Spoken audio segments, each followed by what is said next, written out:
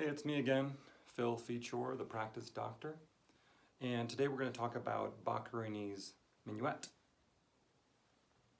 Boccherini's Minuet is in the key of A.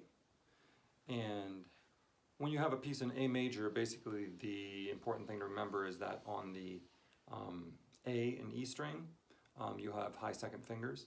On the D string, you actually have a high third finger. Okay, so let's play the music. Starts like this.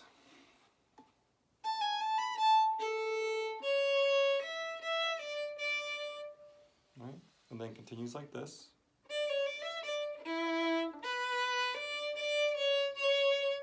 So very similar, right? I've talked about this in other videos, but a pickup is usually the last beat of a bar that belongs to the bar that follows. Okay? So here it is. Right? There you go. And then it is replayed in an echo fashion, so softer. But the same thing. And then it continues.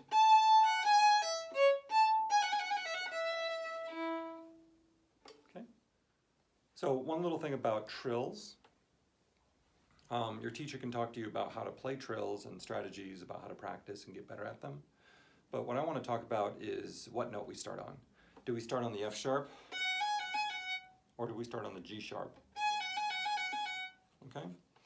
Generally, we want to start on the upper note, so the second finger, G sharp, especially in this case because you see it's preceded by a third finger, that A, and then the second finger bridges the gap between. So you go, so you don't have like a little bump. Okay. So we just played this passage, right? And then we jump in the practice part to the similar passage, which is exactly actually the same, except, well, not exactly the same, but it starts on the A string rather than the E string. So this started here, right? This one starts here in measure 17B, or the pickup measure 18.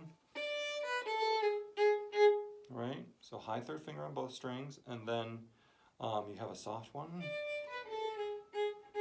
and then a continuation in pick up to measure 19.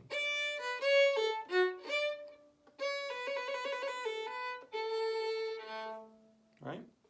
The last little passage to look at is pick up to measure 10, which again is very similar to what we played before. Now it's in my low second finger on the A string,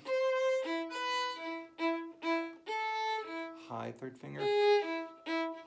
Try to keep your first finger on both strings at the same time, so you don't have to go. You see how I'm jumping around there? Just keep it on the same string. You don't have to do any of this kind of stuff. Just basically kind of point the point of your finger, the tip of your finger between the two strings, and you'll be okay. Okay, so moving to the trio.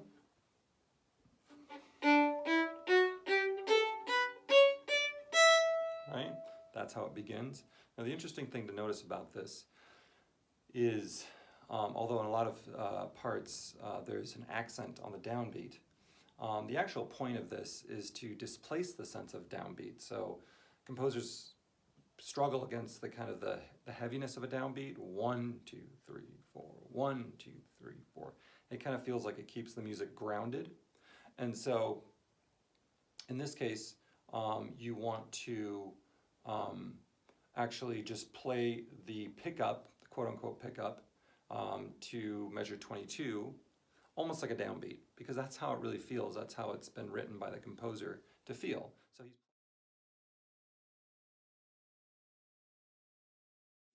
So he's playing around with that sense of what the pulse is, what the time signature is, where the downbeat is, and it's kind of like a musical joke. Okay? So that's just a scale, like a ladder up, and then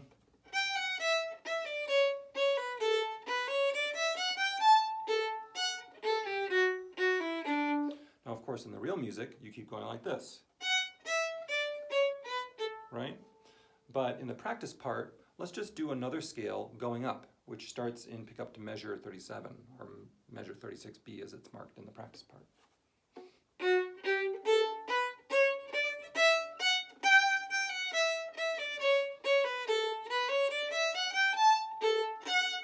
Right? So be very careful not to confuse, right, that with, right? Because measure 23 and measure 38 are exactly the same for two measures and one for two measures, and then they change after those two measures. So you have the same thing, right? And then, but not in measure 40, right? It goes, right? So be very clear about that in your mind.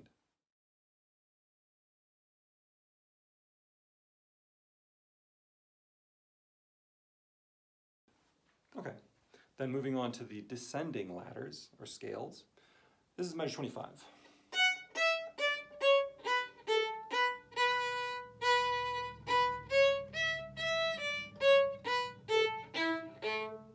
Right? Okay, so here you have something in measure 26 that's important to pay attention to, called syncopation. Again, it's where the strong beat is kind of displaced, moved around. So rather than going, you're going, and the offbeat is emphasized rather than the main beat. Okay, and then you have in measure second half of measure 40B, right? For measure 40.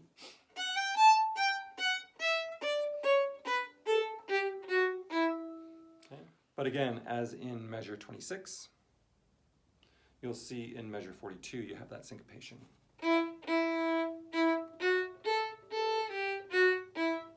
Rather than going down a fifth, because we don't have a C string, we go, right?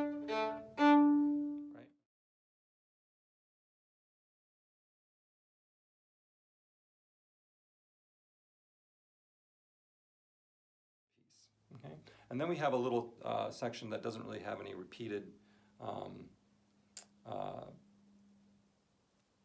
kind of parallel sections. That starts in measure 30, this one. Ready? Here we go. Syncopation, just like we saw earlier, okay? And then that happens again, but what happens in measure 36 is that there's silence instead of, right?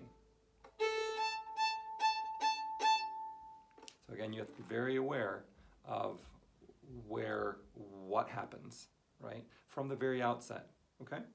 All right, so just remember that practice parts aren't just to put similar things together, but they're also, as on the first page of this practice part, just to kind of make short little attainable goals for you to practice, right?